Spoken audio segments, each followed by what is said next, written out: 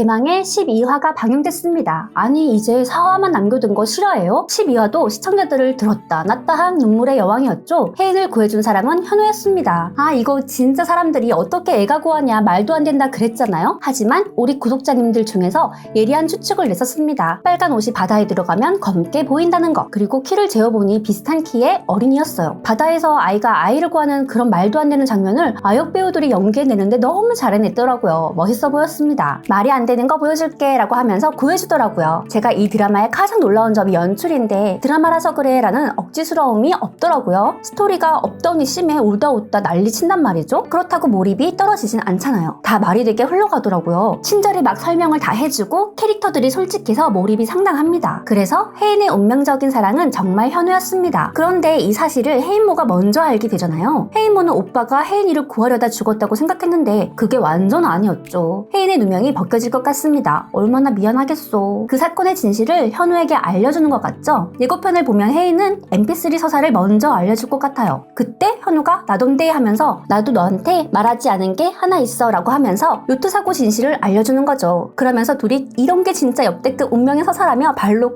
꽁냥꽁냥. 아나 왜 킹받죠? 너무 귀여운 거 아니냐고요. 12화에서 백홍뷰는 오피스텔에서 완전 고백하고 난리였죠. 싸워도 어디 갈 데 없어 신혼집을 원룸으로 하면 좋았겠다. 혜인은 나 죽으면 다른 여자 만날 거냐 질투하니 나 같은 사람을 누가 좋아하냐 하는 현우에게 혜인은 잘생겼지, 또 잘난데 잘난 척 안 하지, 찌개 잘 끓이지 라고 하면서 난 100번 다시 태어나도 100번 다 당신이랑 만나고 싶은데 라고 말하죠. 와, 전 이 대사 하나 때문에 혜인과 현우는 뜨밤을 보낸 것 같습니다. 애가 아주 사람을 들었다 놨다 이러면서 넥타이를 풀잖아요. 그리고 다음날 아침 혜인이 옷이 바뀌어 있더라고요. 분위기도 좋고 진짜 임신 가능성이 올라가는 것 같습니다. 그런데 백현우 얼굴을 기억하려는 혜인의 손짓에 어떤 남자분이 그러더라고요. 남자지만 현우에게 설레는 게 싫다라고요. 너무 웃었습니다. 하지만 그렇게 잘생긴 현우가 이쁜 노을을 바라보며 이혼 취소 요청 고백을 하는데 거절당하죠. 혜인이는 사람도 못 알아보고 기억도 뒤죽박죽이라 받아주지 않습니다. 전 이런 전개라면 백홍 커플이 독일에서 오열하는 장면이 임신 사실을 알게 되고 아이를 위해 암 치료를 거부,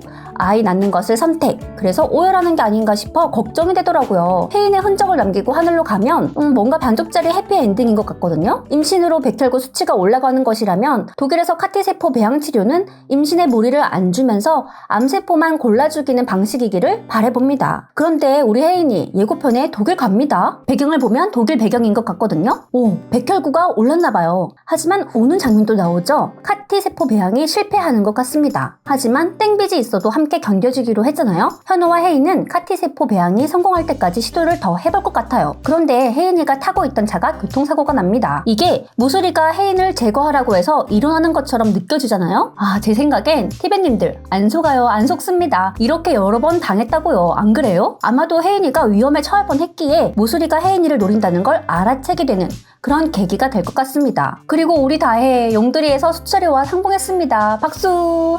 진짜 여전사처럼 금불상 들고 건우 들쳤고 캐리어 끌고 나타났더라고요. 수철이가 역시 내가 어제 꿈을 잘 꿨어 그러는데 수철아 이제 다혜 만났으니 현우 형이 와이프 자랑하는 걸로 삐지지 말자. 그리고 다혜는 염치를 알죠. 13화에서 밥값을 열심히 하는 것 같습니다. 그런데 또 너무 잘하는 거지. 이쁨 톡톡히 받을 것 같은 예감이죠. 누가 나타샤 너 긴장해 낙하산 또 왔는데 너보다 일 잘하는 것 같아 라고 해서 너무 웃었거든요. 다혜의 꿀잼 에피도 예상이 됩니다. 게다가 건우 친부인 한준호가 수철이 깜빵 보낼까봐 USB도 챙겨왔잖아요. 12화에서도 USB 떡밥이 투척되었습니다. 이건 또 나중에 회수해야겠죠? 다혜는 할 일이 다 마무리되면, 즉 수철이가 안전하게 되면 떠날 것처럼 얘기하지만 수철, 다혜, 건우는 모두에게 인정받는 한 가족이 될 것 같아요. 나는 쩔어, 나는 미친놈이야, 나는 강해. 멋진 수철이의 체면대로 쩔고 강한 수철 아빠가 비상이 됩니다. 그나저나 용두리에 내려온 기자들 뭔가 쓰임이 있을 것 같죠? 혜인이와 현우가 기자들을 역으로 이용할 것 같거든요. 분명 은성과의 싸움에서 자신들이 유리하도록 기사를 내게 할 것 같습니다.